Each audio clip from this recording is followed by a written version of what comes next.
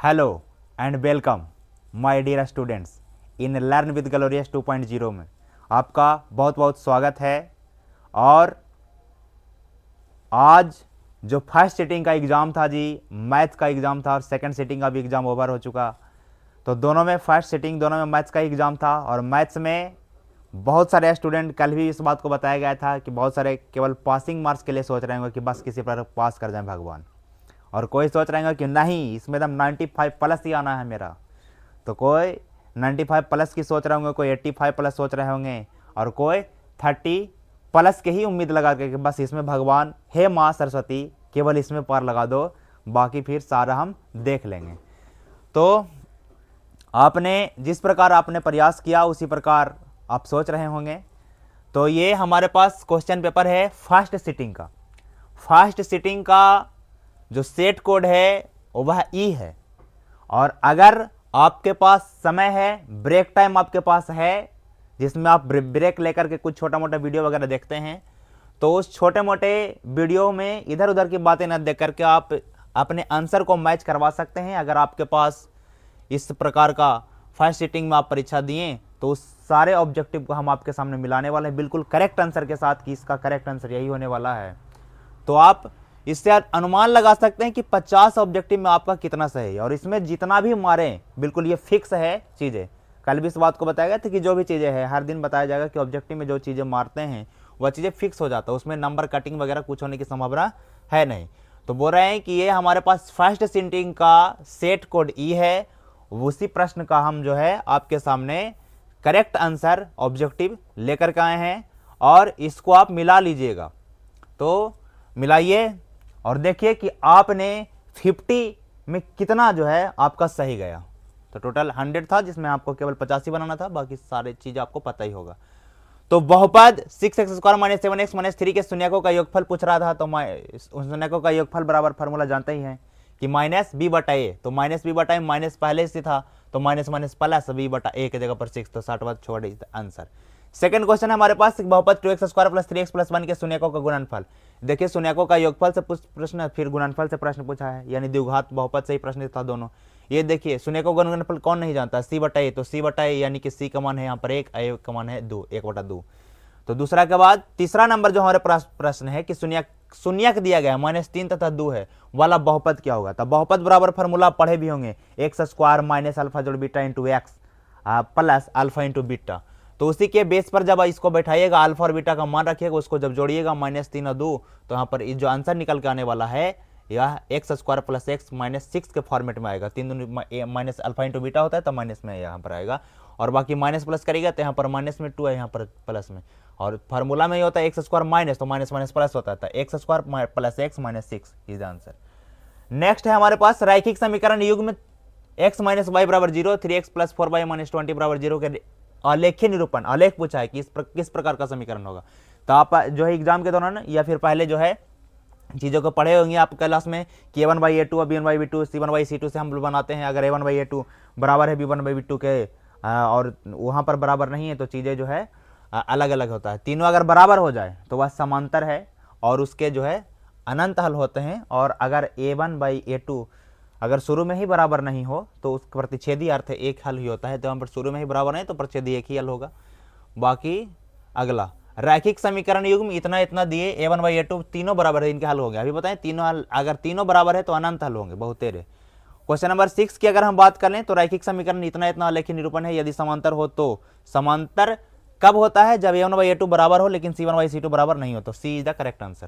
Question number 7 की अगर हम बात करें, यदि दो योगफल तथा अंतर तरफ से इतना और इतना है तो उनका गुणनफल क्या होगा। योगफल इतना दिया है, अंतर इतना दिया है, तो आप पूछ रहे हैं उसका गुणनफल क्या होगा। तो वह संख्या होगा 45, ठीक है जी। उनका गुणनफल क्या होगा, और अगर संख्या की बात कर ले तो वह 9 और 5 होने वाला है, क्योंकि योगफल करिएगा तो 9 × 5 = 14, अंतर है तो 9 और 5 में 4 का अंतर है, तो 9 और 5 को गुना करेगा तो 45 आंसर। नेक्स्ट क्वेश्चन हमारे पास, यदि शांत जल में नाव की चाल 8 किलोमीटर पर आवर से हो तथा धारा की चाल 3 किलोमीटर पर आवर हो तो प्रतिकूल नाव की अपेक्षिक चाल क्या होगा। देखिए नाव जब शांत में चल रहा है और प्रतिकूल, तो वहां माइनस हो जाएगा, तो 8 में से 3 जाएगा तो 5 kilometre per hour. Objective type question पूछा था। 4 x में x² + bx + c = 0 एक द्विघात समीकरण कहलाता है जहां a, b एवं c वास्तविक संख्याएं हैं। तो वास्तविक संख्याएं हैं और जहां पर a is equal to not zero, अगर यहाँ पर जीरो कर दीजिएगा तो यह द्विघात समीकरण होगा ही नहीं, क्योंकि जीरो से गुना करने पर ये चीजें खत्म हो जाएगा, तो केवल रैखिक समीकरण हो जाएगा, द्विघात समीकरण नहीं रहेगा। क्वेश्चन नंबर 10 की अगर हम बात करें तो द्विघात समीकरण 5x² माइनस 6x माइनस 2 बराबर 0 का विवेचक क्या पूछा। विवेचक बराबर फॉर्मूला पढ़े ही होंगे आप क्लास के दौरान, डी बराबर माइनस बी स्क्वायर डी बराबर is equal to B R square minus 4ac से, तो आप इसको निकालिएगा बी स्क्वायर माइनस 4ac, तो यहाँ पर 76 आने वाला है आंसर। नेक्स्ट है जो हमारे पास क्वेश्चन नंबर 11 है कि निम्नलिखित में से किस प्रकार के सभी त्रिभुज समरूप होते हैं, तो समबाहु त्रिभुज जो है समरूप होते हैं। क्वेश्चन नंबर 12 की अगर हम बात कर लें, समान भुजाओं वाले दो बहुभुज समरूप होते हैं, उनकी संगत भुजाओं में क्या संबंध होता है, तो संगत भुजाएं समानुपाती होना चाहिए, ठीक है जी। संगत कोण की अगर बात करता है तो बराबर, लेकिन संगत भुजा पूछा था तो समानुपाती, बी फॉर बम्बई। 12 तक के आप मिला लिए होंगे, तो 13 नंबर में दो समरूप त्रिभुज के क्षेत्रफलों का अनुपात इतना है, तो उनकी संगत भुजाओं का अनुपात क्या होगा, क्षेत्रफल इतना है जी, तो भुजाओं का अनुपात इसका वर्गमूल निकाल के बनाते हैं 2 3, आंसर 2/3। अगला प्रश्न जो हमारे पास है, यदि त्रिभुज एबीसी सर्वांगसम है, त्रिभुज डीईएफ तथा AB is equal to D बटा, यदि पाइथागोरस, ये जो है थेल्स प्रमेय से जो है दो त्रिभुज आप परीक्षा बनाए होंगे आप क्लास के दौरान, उससे निकाला था। अगर ये दोनों अगर पैरेलल है तो 3:5 है, तो यहाँ पर भी जो है 3:5। जब जो त्रिभुज सर्वांगसम हो और वो दोनों समरूप हो, या फिर समरूप हो, सर्वांगसम नहीं, समरूप का सिंबल है, समरूप है, तो जो भुजाओं के बीच, ये दोनों भुजाओं के बीच जो संबंध होता है वो अगले दो भुजाओं के बीच संबंध होता है, तो 3/5 आंसर होने वाला है। क्वेश्चन नंबर 15 की बात करें, त्रिभुज एबीसी सर्वांगसम में त्रिभुज PQR तथा उनकी परिमिति क्रमशः 32 और 24 सेंटीमीटर, यदि AB बराबर कितना था, PQ बराबर कितना था, 15/2 सेंटीमीटर, इसको निकालिएगा तो हो जाएगा, ठीक है जी। नेक्स्ट क्वेश्चन है हमारे पास कि 2a सेंटीमीटर भुजा वाले समबाहु त्रिभुज की ऊंचाई की लंबाई बताना है, तो a √3 सेंटीमीटर, ठीक है, फार्मूला के बेस पर a रहता है तो केवल √3 और बाकी 2 है तो a √3। नेक्स्ट है हमारे पास जो क्वेश्चन है, क्वेश्चन नंबर 17 की बात करें, निम्नलिखित में कौन सा विकल्प पाइथागोरस नहीं है। देखिए ये सब पाइथागोरस पर के त्रिक है जी, त्रिक, लेकिन ये पाइथागोरस त्रिक पर नहीं है, ठीक है जी, जिसको ट्रिपलेट कहते हैं हम लोग। 6√3 सेंटीमीटर ऊंचाई वाले समबाहु त्रिभुज का क्षेत्रफल ज्ञात करना, क्षेत्रफल √3/4 वाला फॉर्मूला रख के भुजा के स्क्वायर करके आंसर लाना था। नेक्स्ट हमारे पास कि यदि त्रिभुज की किसी कोण का समद्विभाजक अपने सामने की भुजा को समद्विभाजित करती है तो त्रिभुज है तो समबाहु त्रिभुज होगा, B for Bombay is the correct answer. Next 20 number question की बात करें कि किसी चतुर्भुज की सम्मुख भुजाओं के मध्य बिंदुओं को मिलाने से बनी आकृति को क्या कहलाते हैं, तो समांतर चतुर्भुज कहलाता है। क्वेश्चन नंबर 21 की बात करें, यदि sin थीटा बराबर 45/53 है तो cos थीटा का मान बताइए। sin थीटा cos थीटा हम लोग त्रिकोणमिति पहले में ही पढ़ लेते हैं। नेक्स्ट क्वेश्चन हमारे पास कि sin 29 डिग्री या cos, दोनों को मिलाकर के अगर 90 के आसपास जा रहा है तो एक आंसर आने वाला है। निम्नलिखित विकल्पों में से कौन इकाई के बराबर नहीं, इकाई के बराबर मतलब एक के बराबर नहीं है, cos का स्क्वायर थीटा माइनस cos तभी एक, sec का स्क्वायर थीटा तभी एक, cos का स्क्वायर थीटा प्लस sin का तभी एक, लेकिन ये इसके बराबर एक नहीं होता है। क्वेश्चन नंबर, यदि किसी वृत्त की छाया की लंबाई उसकी ऊंचाई के बराबर तो सूर्य का कोण 45 डिग्री होने वाला है, बिल्कुल सही। अगला प्रश्न है हमारे पास कि cos थीटा का मान sin 60 थीटा के बराबर है, तो फिर दोनों में के बीच क्या रिलेशन होता है, √1 minus sin square theta. Next question है हमारे पास, यदि sec थीटा बराबर cosec थीटा हो तो थीटा बराबर क्या होगा जी, तो थीटा बराबर 45 डिग्री होगा, दोनों इक्वल है तब, कॉम्प्लीमेंट्री एंगल है। sin square 30 degree plus cos square 60 degree minus cot square 45 degree, ये दोनों को जब हल करेगा मान रख करके आपका, तो एक -1/2 आंसर आने वाला है, तो B for Bombay is the correct answer. यदि √3 tan थीटा बराबर 1 हो तो थीटा बराबर क्या होगा, ये आपसे पूछा गया था, तो थीटा का मान जब निकालिएगा यहाँ पर जब मान रखिएगा tan 45 डिग्री तो 1/√30 डिग्री आंसर आ जाएगा। नेक्स्ट है हमारे पास 29, यदि cot a plus 1/cot a बराबर 2 हो तो tan square a plus 1/tan square a बराबर क्या होगा, तो इसको जब सोल्व करेगा तो 2 आंसर आने वाला है। sin square 4 theta minus cos square 4 theta बराबर क्या होगा, तो 2 sin square theta minus 1, D for Delhi is the correct answer. किन्हीं दो धनात्मक पूर्णांक a और b के लिए यूक्लिड विभाजन प्रमेय के अनुसार अद्वितीय पूर्णांक q तथा r होते हैं जो समीकरण इतना इतना के संतुष्ट करते हैं, तो इसमें ये रिलेशन बिल्कुल एकदम ध्यान में रखना है। जब भागा पढ़ाते हैं हम लोग क्लास 4th में, जब हम सॉरी फॉर मिस्टेक, चैप्टर 4 की बात कर रहे हैं जी, क्लास 10th का जब चैप्टर 4 में ये पढ़ना है भागा देना, तो उसमें बताया जाए कि रिमाइंडर जो है हमेशा 0 से बड़ा होगा या बराबर होगा, लेकिन b से हमेशा छोटा होगा। b को चाहिए डिवाइजर जिससे आप भाग देते हैं। नेक्स्ट क्वेश्चन है हमारे पास कि यूक्लिड विभाजन एल्गोरिथम के अनुसार 867 और 255 का मासा क्या होगा, मासा निकालिए, सीधे 17 आंसर आने वाला है। 7429 के अभाज्य गुणनखंडों का गुणनफल क्या होगा, तो इस प्रकार जब इसको गुणनखंड के रूप में तोड़ेगा तो 17 × 23 आने वाला है। A for Apple is the correct answer. यदि दो संख्याओं a तथा b का लसा तथा मासा क्रमशः c तथा d हो, तो अगर दोनों का मासा और लसा बराबर है तो दोनों संख्या का प्रोडक्ट, और दोनों का मासा और लसा बराबर ही हो तो फॉर्मूला पर बेस्ड कर पूछ दिया गया है। नेक्स्ट है हमारे पास कि निम्नांकित में कौन सी संख्या परिमेय संख्या है, तो √4 ही परिमेय संख्या है जी। वैसी संख्या जिसका व्यापक रूप P बटा Q होता था, P और Q पूर्णांक है एवं Q equal to not zero, परिमेय संख्या कहलाएगा। C for China is the correct answer. वैसी संख्या जिसका दशमलव प्रसार ना तो शांत होता है और ना आवर्ती, क्या कहलाती है, ना शांत है ना आवर्ती है, दैट मीन्स अपरिमेय संख्या है।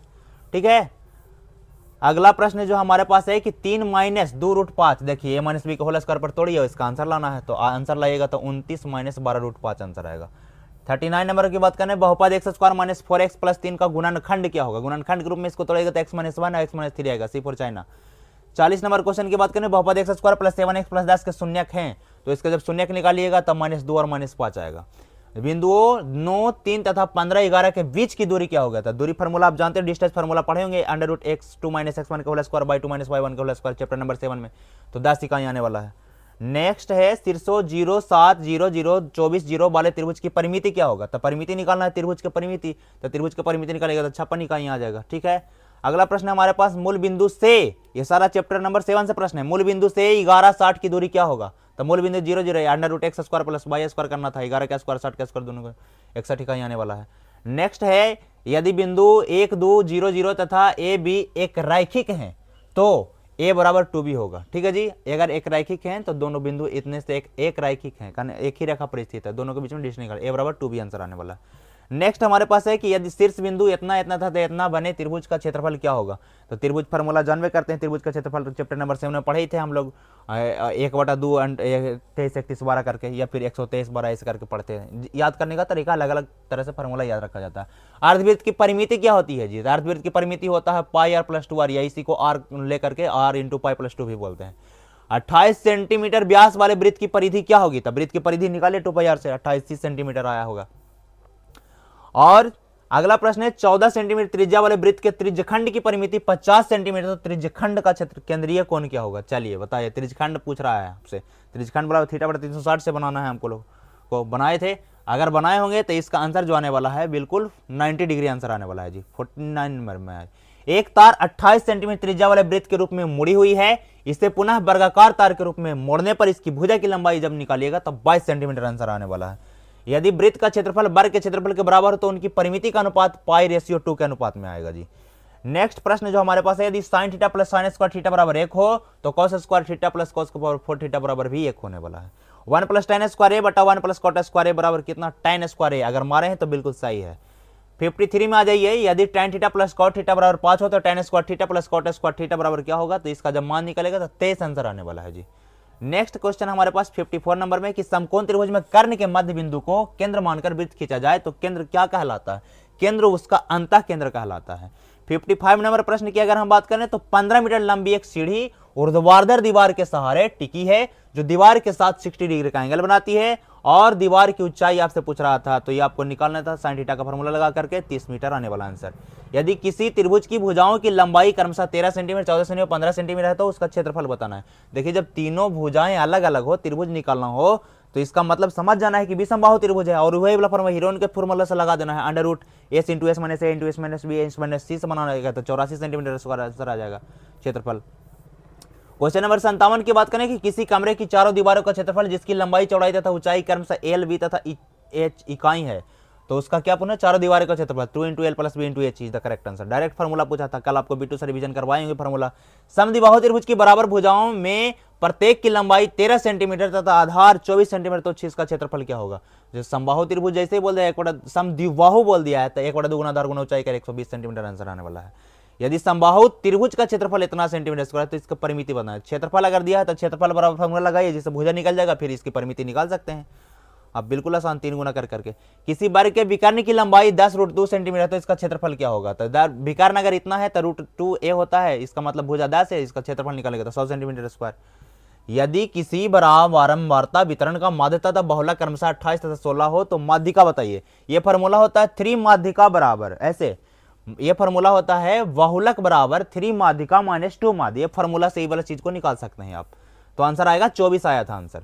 नेक्स्ट प्रश्न जो हमारे पास 62 कि 24 संख्याओं का औसत 0 है, इनमें से अधिकतम कितनी संख्याएं 0 से बड़ी हो सकती है, तो इसमें से अधिकतम 12 संख्याएं 0 से अधिक हो सकती है जी।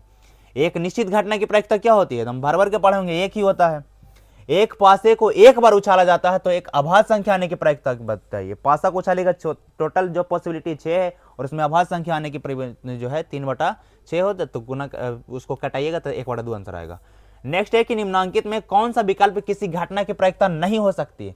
तो किसी घटना की प्रायिकता एक से ज्यादा हो ही नहीं सकता, एक से कम होगा, एक से ज्यादा नहीं होगा। तो A for Apple is the correct answer. 66 की अगर हम बात करें, यदि पीई किसी घटना ई की प्रायिकता को दर्शाता है तो अब इसका जो मान होगा, कह रहे हैं कि 0 से बड़ा होगा या 0 के बराबर होगा, लेकिन 1 से छोटा होगा या 1 के बराबर होगा, दोनों के बीच में। तो C for China is the correct answer. एक असंभव घटना की प्रायिकता क्या होती है? एक असंभव घटना की प्रायिकता 1 से ज्यादा ही होगा। असंभव, एक असंभव घटना की प्रायिकता क्या होती है? असंभव 1 से कम, 1 0 सब हो सकता है, ये सब संभव है, लेकिन 1 से अधिक नहीं हो सकता। एक पासे को एक बार उछाला जाता है तो एक विषम संख्या आने की प्रायिकता क्या होगा? तो विषम संख्या आने की प्रायिकता 1/2 होगा। पासा में 3 सम संख्या, 3 विषम संख्या, तो 3 दूनी 6। 1 से 30 तक की संख्याओं से यादृच्छा एक संख्या को चुन लिया जाता है तो चुनी गई संख्या के अभाज्य संख्या होने की प्रायिकता 1/3 ही है। यदि किसी खेल के जीतने की प्रायिकता 0.4 हो तो इसे हारने की प्रायिकता क्या होगा? तो 1 में से घटा दीजिए, 0.6 आंसर होने वाला है। यदि दो वृत्तों की परिधियों का अनुपात 3:4 है तो उनके क्षेत्रफलों का अनुपात क्या हो गया? अब वृत्त की परिधि इतना है तो क्षेत्रफल पूछता 3 3 9 और उसके बाद 4 4 16 स्क्वायर करना था। उसके बाद 72 नंबर प्रश्न की अगर हम बात करें कि एक त्रिज्यखंड के केंद्रीय कोण का मान 60 डिग्री है तो त्रिज्या 21 सेंटीमीटर, तो चाप की लंबाई बताना है। तो θ/360 गुना 2πr से बनाना था, तो θ/360 22 सेंटीमीटर आंसर आएगा। 6 सेंटीमीटर किनारे वाले 3 घनों को घनाभ बनाने हेतु तो प्रारंभ से अंत तक जोड़ा जाता है, परिणामी घनाभ का आयतन बताना था जी। अलग अलग 6 सेंटीमीटर किनारे वाले 3 घनों को, 3 अलग अलग घन को घनाभ बनाया गया, उसके बाद उसका क्षेत्रफल पूछा जा रहा है, आयतन पूछा जा रहा है, तो 864 सेंटीमीटर क्यूब हो जाएगा।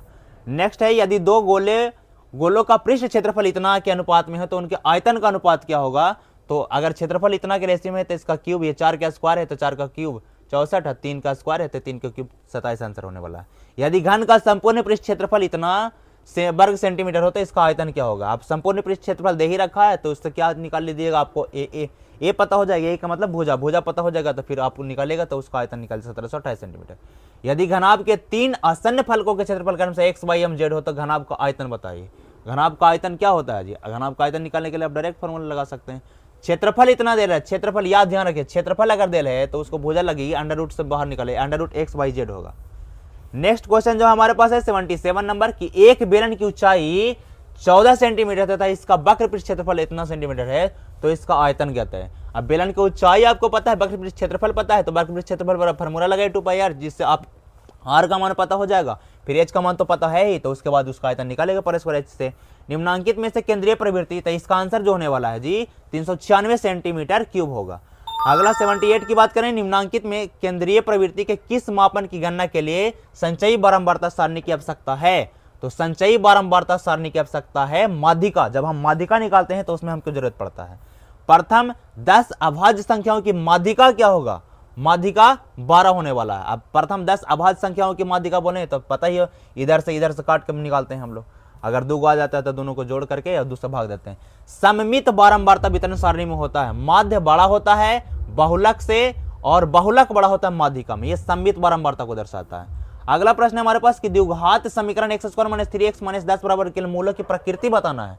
तो यहाँ पर मूलों की प्रकृति बताने के लिए b का मान निकालना पड़ेगा। b का मान जब निकालिएगा तो अगर 0 से बड़ा आ रहा है तो वास्तविक होगा और असमान होगा।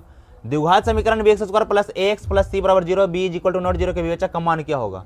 तो b² - 4ac होता है, b की जगह पर a है तो a² - 4ac, ठीक है जी, 4bc, A for Apple is the correct answer. Next question जो हमारे पास 83, यदि 3xy तथा 15 समांतर श्रेणी में हो तो x + y का मान है। समांतर श्रेणी में है तो आप जो है आप इसको में से माइनस इसको में से करके मान को निकाल सकते हैं, 18 होगा आंसर, ठीक है। अगला प्रश्न जो हमारे पास अनुक्रम 5 9 13 17 21 का सार्वंतर बताना है। तो कितना बढ़ रहा है जी? 9 4 13, 4 4 बढ़ा था सार्वंतर। अगला अनुक्रम -5 -1 3 7 का 13वां पद ज्ञात करना है। तो आप फार्मूला जानते हैं an = a + n - 1 × d से, उसी 43 आंसर आएगा, ठीक है। प्रथम n प्राकृतिक संख्याओं का योगफल बताना है, एकदम डायरेक्ट फार्मूला से अवल प्रश्न है। n × n + 1/2 होता है, प्रथम n प्राकृतिक संख्याओं का योगफल पूछ रहा था। अगला प्रश्न है हमारे पास 11 12 13 45 तक है, तो इसको ऐड करने पर 909 आएंगे। समांतर श्रेणी से बना दिए होंगे। समांतर श्रेणी √7 √28 √63 का अगला पद क्या होगा जी? तो अगला पद क्या होगा? तो अगला पद होगा √112। समांतर श्रेणी 3, 7, 11, 15 के कितने पदों का योगफल 406 होगा? कितने पद? एन का मान निकालना था, तो एन का मान निकालेगा। ये सब एपी से प्रश्न है। समांतर श्रेणी, तो इसका आंसर जो होने वाला है 14 है। समांतर श्रेणी के प्रथम n पदों का योगफल 5n - n स्क्वायर है, तो इसका nवां पद क्या होगा? तो nवां पद होगा 5n - 2n। अगला प्रश्न जो है हमारे पास कि 91 नंबर में था, यदि समचतुर्भुज के विकर्णों की लंबाई क्रमशः 10 सेंटीमीटर तथा 24 सेंटीमीटर, तो उसकी प्रत्येक भुजा की लंबाई क्या होगी? तो 13 सेंटीमीटर होगा प्रत्येक भुजा की लंबाई। किसी वाह्य बिंदु से किसी वृत्त पर कितनी स्पर्श रेखाएं खींची जा सकती है? तो 2। किसी वाह्य बिंदु से किसी वृत्त पर, ये वृत्त को जो आपको शॉर्ट वीडियो में बताए थे सर आपको, 2। नेक्स्ट क्वेश्चन जो है हमारे पास है कि यदि किसी वृत्त की त्रिज्या तथा वाह्य बिंदु से वृत्त पर खींची गई स्पर्श रेखा की लंबाई क्रमशः 7 सेंटीमीटर 24 सेंटीमीटर, तो वृत्त के केंद्र से वाह्य बिंदु पर की दूरी क्या होगी? 25 सेंटीमीटर। ऑब्वियस सी बात है। यदि किसी वृत्त की जीवा त्रिज्या की लंबाई 16 सेंटीमीटर 17 सेंटीमीटर, तो वृत्त के केंद्र से जीवा की लंबिक दूरी क्या होगी? लंबवत दूरी जो दूरी है, इस 16 सेंटीमीटर लंबाई है, तो इसका मतलब है कि 8, 15, 17 वाला बात है। 8, 15, 17, 15 आंसर। नेक्स्ट है चक्रीय चतुर्भुज के सम्मुख कोणों के किसी युग्म का योगफल समकोण में होता है। बिल्कुल सही है, 2 समकोण में होता है। निम्नांकित रेखा युग्म में से कौन सी किसी वृत्ति में समानांतर नहीं हो सकता है? तो 2 व्यास कभी भी समानांतर हो ही नहीं सकता है। 2 जीवाएं समानांतर होते हैं, 2 स्पर्श रेखाएं समानांतर हो सकता है।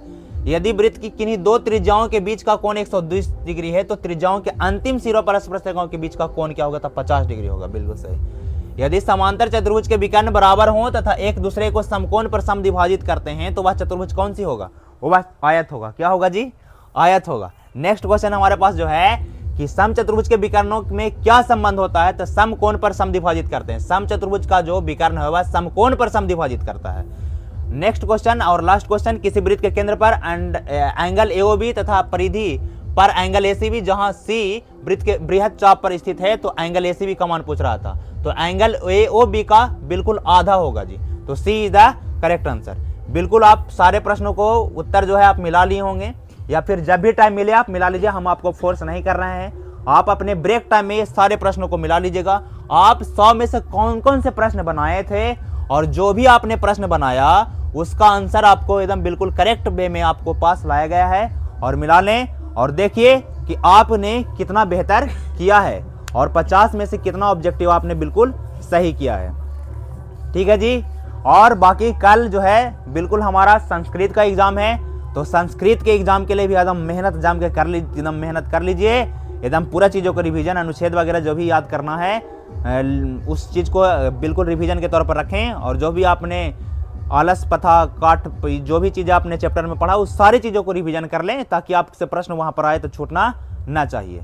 कल एकदम फोड़ के रखिए बिल्कुल एकदम। हिंदी जिस प्रकार बेहतर गया, मैथ जिस प्रकार बेहतर गया, कल संस्कृत भी बेहतर जाना चाहिए। और फिर आने वाला में तो आपको हेल्प करने वाला है साइंस एंड सोशल साइंस। तो इस प्रकार फिर ऑल द बेस्ट स्टूडेंट्स। ठीक है, फिर मिलते हैं नेक्स्ट डे। कल भी आप लोग एकदम फोड़ के रखिएगा, हमें पूरा विश्वास है। Thank you.